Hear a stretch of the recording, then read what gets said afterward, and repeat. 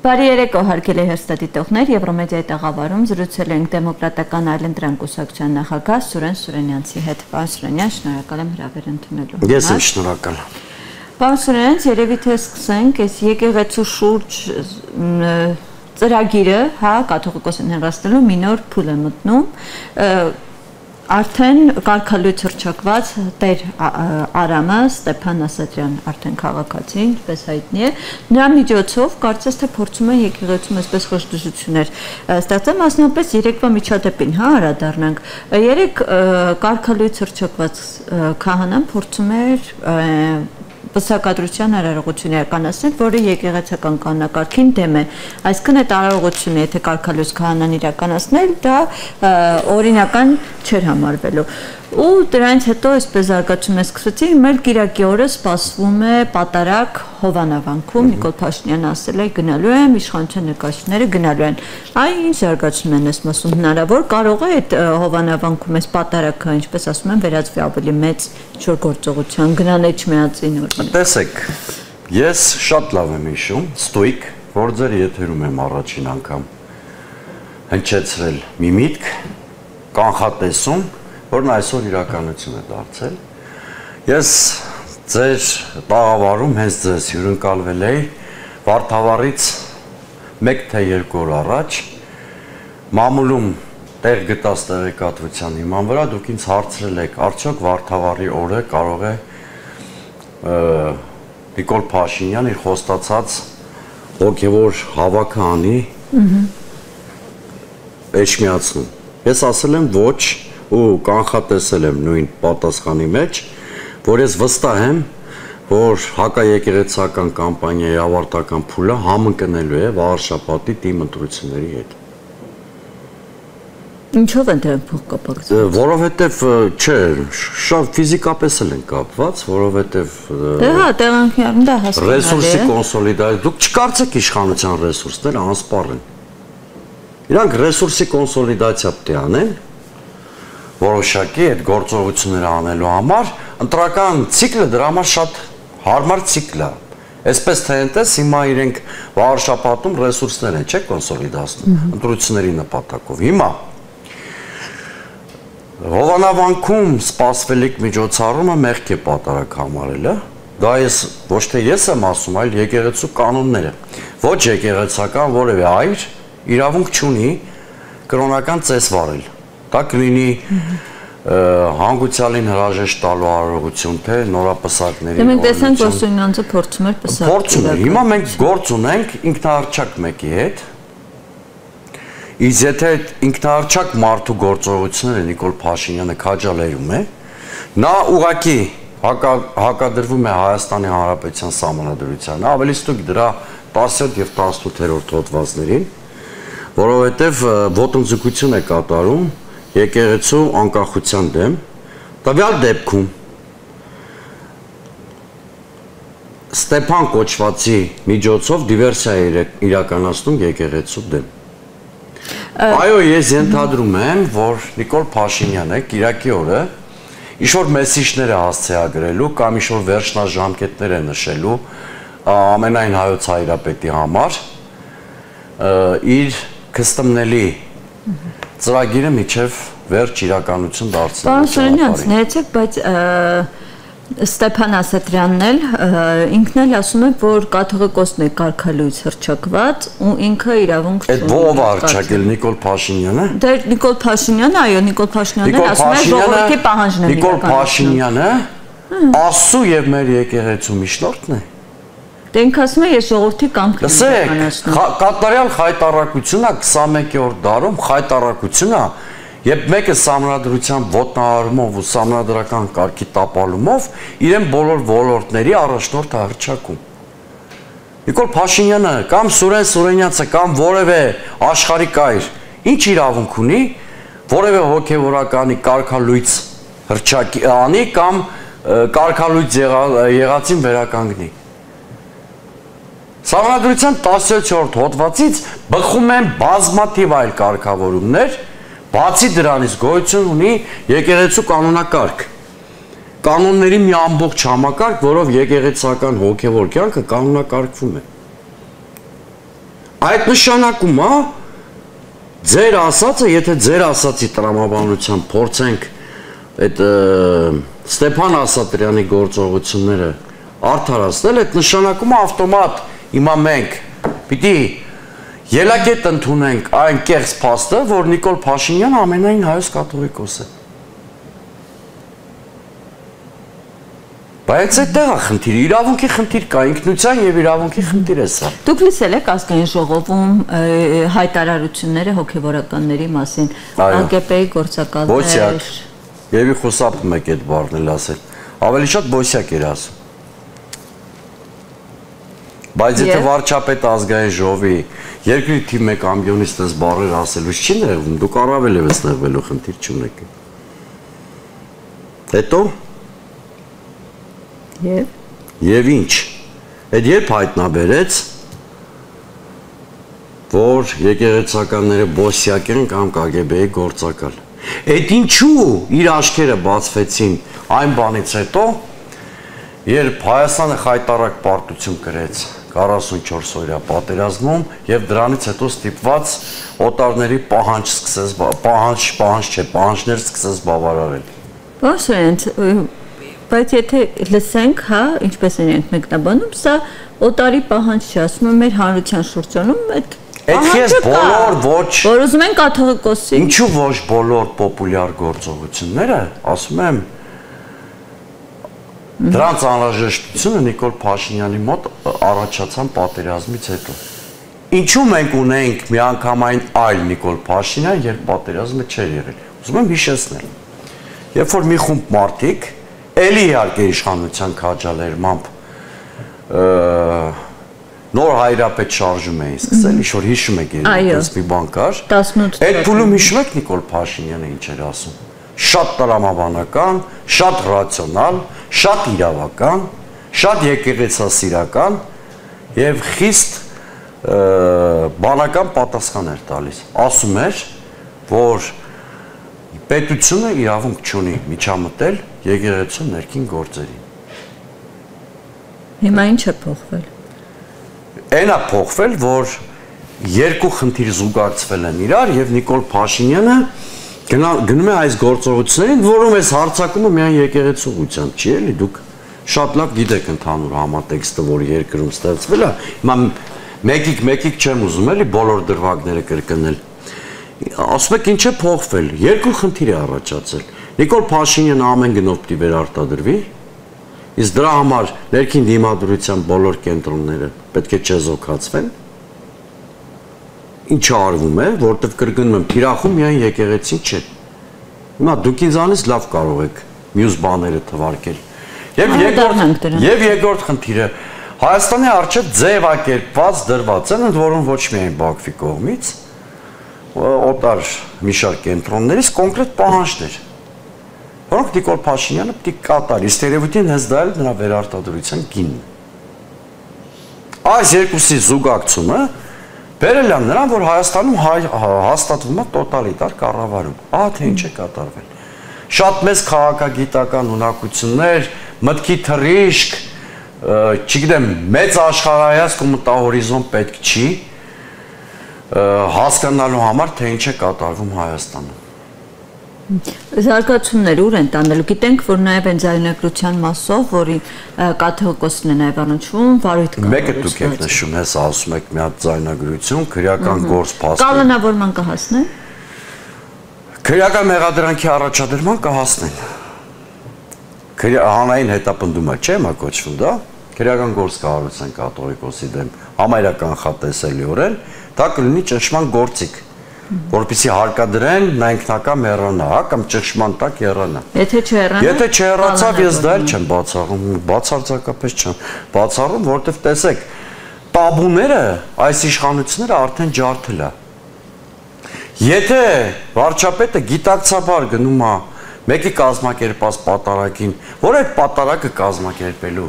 ոչ մի իրավունք չունի, ըստ կանոնիկ եկեղեցու կանոնիզացիայի, հա, չունի այդ իրավունքը։ Դա նշանակում ինքը կարող է գնալ այդ քայլին։ Եթե տեսեք մարդը մի ոլորտում չի այդպես, գնում է թատրոն է նայում ներկայացում։ Հետո որոշում է իրան երևի դրամատուրգի կամ թատերագետի տեղ դնի եւ սկսում է քննարկել Ստեփան Զորյանի տասնամյակների պատմության ունեցող մի հատ գործ, հա? Այդ գործը ճիշտ են ներկայացնում, թե ոչ։ Այսինքն ռևիզիա է ենթարկում անգամ Ստեփան Զորյանին։ Եթե մարդը դա իրան թույլ է տալիս, ուրեմն դա նշանակում է երկրորդ տարարում ինքը ընդհանրապես թատրոնների ցուցում է իջացնելու, ինչ ներկայացումներ խաղան, թե ոչ։ Եթե մարդը ազգային ժողովի ամբիոնից իրեն թույլ է տալիս որոշել ով է կարգալույծով, ոչ եկեղեցում։ Դուք նոր ասեցիք, չէ, ազգային ժողովում ասել է կարգալույծ չի։ Կարգալույծ է։ Ոչ միայն ինքը, ամբողջ ԿՊԿ-ը։ Չէ, մյուսներին բանը ասում է, որ վեսլոսներին չարադառնան, քանի որ խոսում ենք տոզի մասին։ Հիմա եթե այդպիսի բաներ է մարդը իրան թույլ տալիս, այսինքն արդեն ինքը իրան վերապահում է, իրավունք հոգևոր կցորդ նշանակել էշմիածնում, ճիշտ է, սա շարունակությունն էլ դա է։ Իրան ոչ թե կաթողիկոս է պետք, այլ հոգևոր կցորդ։ Եթե մենք բայց ուշադիր հետևենք, հենց այս գործընթացը Նիկոլ Փաշինյանը կարողացավ իրականացնել հենց եկեղեցու ներսից պարակտումը, այս դեպքում հենց արդեն կարգալույծ հռչակված Տեր Արամի միջոցով, այսինքն հիմնական այս պարակտումը կարծես սրանից սկսվեց։ Բայց ձեր համար շատ մեծ հայտնագործություն էր, որ Հայաստանում ծառայող 200-ից մի քիչ ավել հոգևորականների մեջ իրանց թիվը այդքան է։ 200-ից մի քիչ ավել է հոգևորականների թիվը, ովքեր ծառայություն են իրականացնում Հայաստանի Հանրապետությունում։ Հիմա ձեր համար շատ մեծ գաղտնիք էր, որ Նիկոլ Փաշինյանը մեկին կամ երկուսին իրանց մեջ գտնելու է, որոնք գուցե ինչ-որ պարտադրանքով, գուցե գայթակղության Սարդոստանը նետվելով կատարելու են իշխանության պատվերը։ Օրինակ ես երեք լսում էի այդ Ստյոպիկին բանում եկեղեցու Բաքում ձեր գործընկերներին հարցազրույց էր տալի։ Նրա մեջ ես հոգևորականության, հոգևոր բարոյականության որևէ տար չտեսա։ Հաշվարկված նախադասություններ էր ասում։ Կրկնում էր այն, ինչ Նիկոլ Փաշինյանը գրել է։ Վերջ, այսինքն նա դարձել է գործիք։ Հետո դեմագոգիկ կերպով անդադ ասել ես Աստծո ծառան եմ։ Ցանկացած կառույց, այդ թվում հայ առաքելական եկեղեցին, ցանկացած այլ եկեղեցի աշխարհում ունի իր կանոնները։ Գիտեք, աշխարհի շատ եկեղեցիներում շատ խնդիրներ կան։ Դուք չկարծեք, որ հայ առաքելական եկեղեցին անթերի է։ Մյուս կողմից չկարծեք, որ հայ առաքելական եկեղեցին աշխարհի մեծ թերություններ ունեցող հոգևոր կառույցն է։ Մի հատ թերթեք միջազգային մամուլի էջերը, տեսեք Վատիկանում, Վատիկանի ներսում կամ Վատիկանի շուրջ ինչ քննարկումներ կան։ Այնտեղ նույնիսկ հոգևորականներ կան, որոնք բացահայտորեն մեղադրվում են պեդոֆիլիայի մեջ։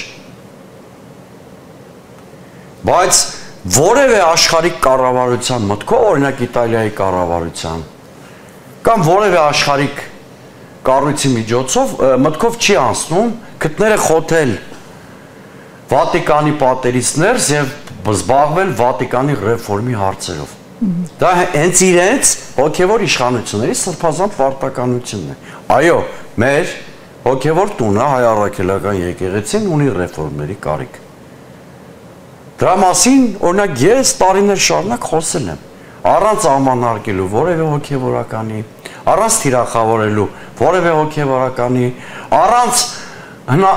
որդիական հնազանդության բաղադրիչ իմ կասկածի տակ դնելու։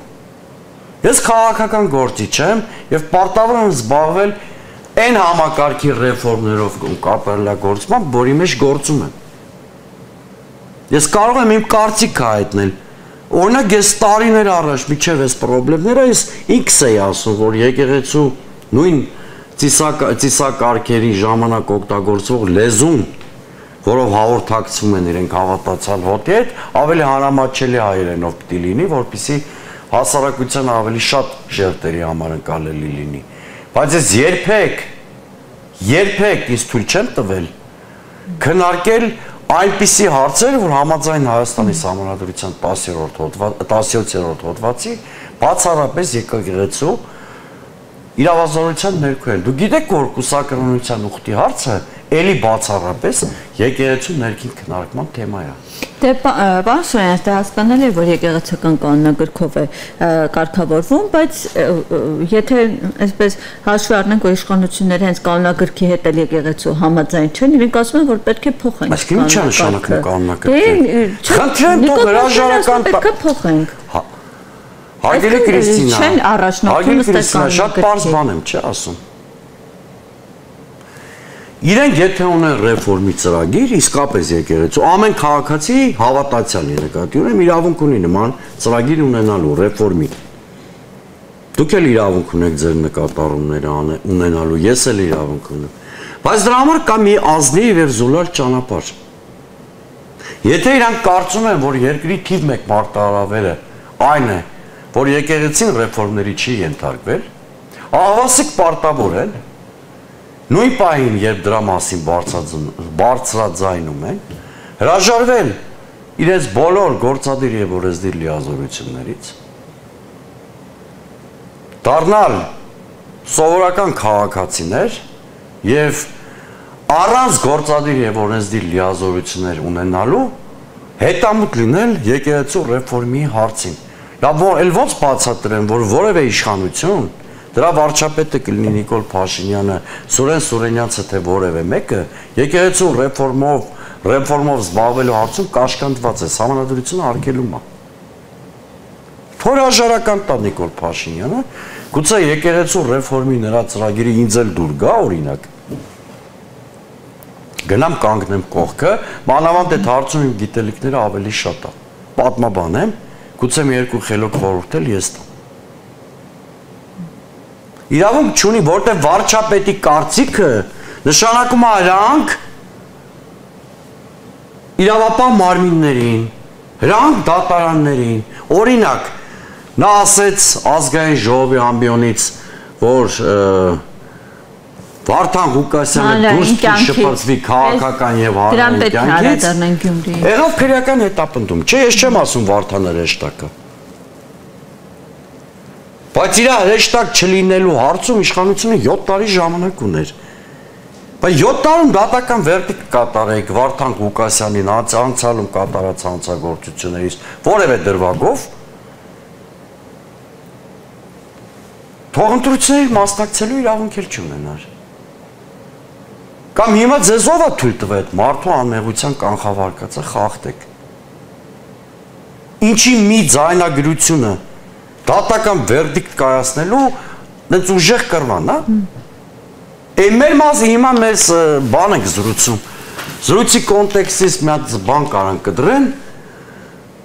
Գիտեք, անմեղության կանխավարկածը դեմոկրատական երկրներում ամենակարևոր հիմնարար սկզբունքներից մեկն է։ Մարդը մեղավոր չի, քանի դեռ չկա դատական վերդիկտ։ Պարսորեն, առհասարակ Գյումրիում սա առաջին դեպքը չէ, մենք հիշում ենք ինչ կատարվեց Բալասանյան դաշինքի դերնրանք են դիմադրել։ Հիմա փաստացի մի իրավիճակ է ստացվել, որ Գյումրիում համայնքի ղեկավարը ազատազրկված է, հոգևոր առաջնորդը եւս Միքայել Աջապահյանը։ Գյումրին ինչու է մշտապես այսպես իշխանությունների խանգարում, ինչու է կոկորտին այսպես ասած, ինչն է։ Գյումրիի խնդիրը չի, դուք չեք տեսնում, Վանաձորն էլ Գյումրիի թաղամաս չի։ Դե բայց Գյումրին մշտապես է։ Որտեղ Գյումրին իր մասշտաբով նշանակությամբ ի վերջո երկրի թիվ երկրորդ քաղաքն է, ոմանք հայրաքաղաք են, չի ասում։ Ինքը քաղաքական օրակարգի ձևավորման հարցում շատ ավելի կարևոր ու առանցքային դեր ունի։ Երևանից բացի ներքաղաքական կյանքում ստատուս կամ օրակարգ փոխող են երկու այլ քաղաքներ, Գյումրին ու Վանաձորը, երկուսում էլ նույն վիճակն է։ Հիմա, հենց հիմա նայեք, եւ Գյումրիում է այդ վիճակը, եւ Վանաձորում մի քիչ ավելի վաղ էր եղել։ Բայց սա ավելի սարսափելի վիճակագրություն կա։ 2025 թվականին, այսինքն ընթացիկ տարում, երկու տրված պաշտոնյա է եղել երկրում։ Մեկը Փարաքարի խոշորացված համայնքի ղեկավարներ, մեկը Գյումրի։ Ինչքան գիտեմ, այլ ընտրություններ չեն անցկացվել, չէ՞, երկու ընտրություններն են անցկացվել։ Ստացվում է, որ Հայաստանում դիմադիր համայնքապետ լինելը դատավճիռ է։ Կապված դատավճիռի բովանդակությունից։ Մի դեպքում մարդը գերեզման է գնացել, մյուս դեպքում ճաղերի ցայնկոմ։ Սա սարսափելի մեսիջ է, հատկապես խորհրդարանական սպասվող ընտրություններից առաջ։ Բայց այդ դեպքերը տարբեր են, չէ՞, դեպքում տարբեր են, բայց անձնական վենդետա եղել, այստեղ պետությունը պարտականություն ունի իր քաղաքացու կյանքը ապահովելու։ Ես չասեցի իշխանությունն է կրակել։ Իհարկե տարբեր հանգամանքներ են, բայց պետությունը պարտականություն չէ ունի մարդու անվտանգությունը, իր քաղաքացիների անվտանգությունը ապահովելու։ Ու այլ կոնտրաստներ բերեմ։ Մամուլում հայտնվեց, բոլորդ կարդացել եք։ Սպիտակի քաղաքապետը մարդ էր ծեծել, այդ մարդը խոսում էր այդ մասին։ Այնպես չի, որ ես ու դուք ենք հնարել։ Դրանից մեկ օր հետո Գյումրիում տեղի ունեցավ այդ Վարդան Ղուկասյանին կալանքի էին տանում կամ ձերբակալում էին, մի քանի 100 մարդ ընդվզում էր այդ հրապարակում։ Սպիտակի քաղաքապետի մասով որևէ իրավական ընթացակարգ չկա, իսկ Գյումրիում ձերբակալվել են 1 տասնյակից ավելի մարդիկ, որոնց միակ մեղքը են եղել, որ եկել են հրապարակ, պարզելու համար իրանց կողմից ընտրված պաշտոնյան, ինչու է տարվում ձերբակալություն։ Ընդ որում չգիտեմ հասցրել եք հետևել, թե չէ, ձերբակալվածներից մեկը հենց Կարեն Սարոխանյանի քպական կնոջ մայրն է, չգիտեմ որքանով եք հետևել։ Դե բայց հետո Ազատ Տաևի արձակվել։ Այս պահի դրությամբ նման տեղություն չկա։ Դե հիմա ես չգիտեմ ով է։ Բայց մանկապարտեզների հետ կապված, որ այնտեղ ես փաստ եմ արձանագրում։ Ես չգիտեմ ով է։ Չգիտեմ ում ազգականն է, ինչ են ձերբակալել, ինչ են տարել։ Ես փաստ եմ ընդամենը ասում։ Լավ, Գյումրիում ըստ ինչ սցենար կգործի, արտահերտ ինչու կլինեն պաշտոնակատար, ինչ է հնարավոր Գյումրիում։ Հույս ունեմ, որ չեն կարող գլխատել Գյումրի իշխանությունը, բայց այդ հույսա։ Իսկ սցենար իսկ թվում է իրանք մտածել են առնվազն Վանաձորի սցենարը Գյումրիում ներդնելու։ Այսինքն տեսեք, Աստված մի արածը, ես չեմ ուզում նման բան լինի, բայց քանի որ հարց եք տվել, ես պիտի ռեալիստական իմ պատկերացումը ասեմ։ Եթե հանկարծ կալանքի տանեն նաև, ասում եմ Աստված մի արածի, առաջի փոխքաղաքապետին, որը Փեսանը չէ, Վարդան Ղուկասյանի, կստացվի, որ իրենք էլ մանդատները վայր չեն դնում, պարզա, եւ Վարդան Ղուկասյանը եւ տեղակալը ստացվում է, որ 2 մանդատ պակասում է բանից ավականիում եւ արդեն քվորումի հարց նույնիսկ կարող է առաջանալ։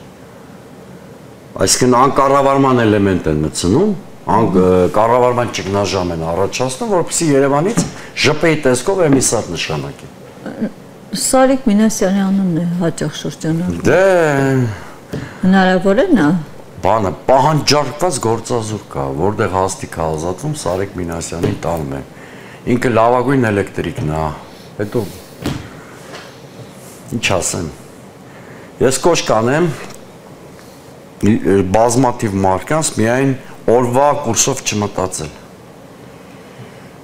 Որտեղ հետո յուրաքանչյուրս մեր արարքի համար պատասխան ենք տալու ու պատասխանատու ենք դառնալու։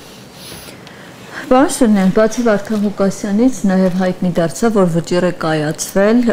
իմպիչմենտի վարչապետի թեկնածու Դավիթ Համբարձումյանի մասով։ Էլի 6 տարի ազատազրկում։ 7 տարի առաջվա գործ է, չէ՞։ Հիմա ես ձեզ վստահաբար ասում եմ, մնացած 7 տարիներում էլ Դավիթ Համբարձումյանը, ինչքան ինձ հայտնի, որևէ կրիմինալ պատմության մեջ չի եղել։ Դե, եթե չեմ սխալվում, քաղաքացիներին ակցիաներից մեկի ժամանակ հարվածներ հասցնելու։ Այդ 7 տարի առաջվա դեպքն եք ասում։ Չէ՞։ Մյուս 7 տարիների իջև Դավիթ Համբարձումյանը, եթե չեմ սխալվում, որևէ քրեական պատմության մեջ չի եղել։ Դավիթ Համբարձումյանը այս ընթացքում վերընտրվել է իր պաշտոնում, առնվազն նշանակված դատավճիռը պատժաչափի նկատի ունեն, համարժեք չի։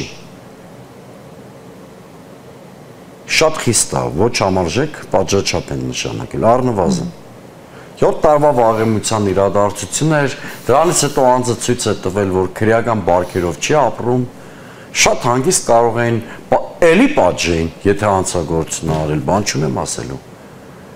Բայց եթե անգամ հանցագործություններ արի, 7 տարվա վաղեմության գործի մասով կարող էին ազատազրկում չենթադրող պատիժ նշանակել։ Կարծես լավ, եթե մենք հետևենք այսպես բոլոր դիմադրության օջախները, այսպես որտեղ որ ընդդիմադիր են, դիմադիր տեխնացուները, համայնքապետերը, այսպես չեզոքացվում են ընտրություններին ընդառաջ եւ միայն քննադատություններ, գրառումներ ու վերջ։ Այդ ճիշտ մեղադրանք է, որ նաեւ ինձ եք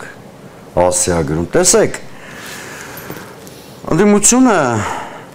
կամ այն կոնֆիգուրացիան, որ ընդդիմության կա, ապացուցեց, որ ինքը կենսունակ չի։ Հիմա ձեր հարցին շատ անկեղծ պատասխանեմ։ Այո, արդյունավետ ընդդիմություն չունենք։ Հակառակ պարագայում Նիկոլ Փաշինյանը իր նկրտումների մեջ այսքան առաջ չէր գնա։ Հիմա ընտրական ցիկլի ենք մոտենում։ Կարող ենք այս առիթը օգտագործել ավելի արդյունավետ ընդդիմադիր ձևաչափեր ունենալու համար, թե ոչ։ Հարցի պատասխանը ես չունեմ։ Ինձանից կախված ամեն ինչ անում եմ, որ նման ձևաչափ ձևավորվի։ Կստացվի, շատ ուրախ կլինեմ։ Ու ինչ ձևաչափ է։ Դե հիմա եկեք ընտրական տրամաբանության մեջ չմտնենք, հաջորդ որ անգամ հրավիրեք ինձ զրույցի այդ թեմայով կխոսենք։ Ուզում եմ ասեմ հիմա մի հատ փուլ է, որտեղ ընդդիմադիր բևեռացումներ են, չէ՞ գնում։ Ենթադրելի է, որ մի 4-5 ձևաչափ կձևավորվեն խոշոր ընտրություններին մասնակցելու համար։ Այդ 4-5 ձևաչափերից մեկը, երկուսը, եթե արդյունավետ ընդդիմության մոդելով ձևավորվեն, հրաշալի կլինի, ստատուս քվո կփոխվի քաղաքական կյանքում եւ այս խնդիրների մի մասը չենք ունենա։ Պարսենցի դեպ, եթե խոսույթին հետևենք, իշխանությունները անդադ իրենց խոսքում ասում են, այ տեսեք, ուզում են 26-ին էլ Գյումրիի սցենարը կրկնել ու այդպես փոքր կուսակցություններ։ Բայց դա ինչ ֆակտ է, Գյումրիի սցենարը շատ դեմոկրատական սցենար է։ Եթե ընտրությունները չէ նկատի ունեք, կներեք իրենք չեն խորհրդանական ընտրությունների մոդելի ջատագովը, իրենք են, չէ՞։ Ու մեծ ասում են, որ եթե սահմանադրությունը փոխում են, այդ խնդրին չեն անդրադառնալու, որովհետև գտել են ամենաճիշտ եւ արդյունավետ մոդելը, չէ՞։ Բայց ժողովրդավարությունն է։ Այդտեղ շատ հստակ գրված է, որ 50% գումարած մեկ եթե չի ձևավորվում, քաղաքային կամ համապետական որևէ իշխանություն կոնսենսուսով է ձևավորվում։ Այսինքն Վարդան Ղուկասյանը քաղաքապետ ընտրվելու ճանապարհին ինչ հանցագործություն արել։ Ընտրություններում ընդդիմության շրջանակում հավաքել ամենաշատ քվեն եւ երկրորդ փուլում կարողացել է իր շուրջ ավելի շատ ուժերի համախմբել։ Իրենք ասում են ամենաշատը մեր տեխնացուներից են։ 50% գումարած մեկ ստացել է թե չէ։ Դե որ այդպես է, խնդիր չկա։ Կասկածի տակ են դնում Վարդան Ղուկասյանի լեգիտիմությունը։ Բա իրանց Տիգրան Ավինյանի մասին հետ նույն բանը չեն ասում։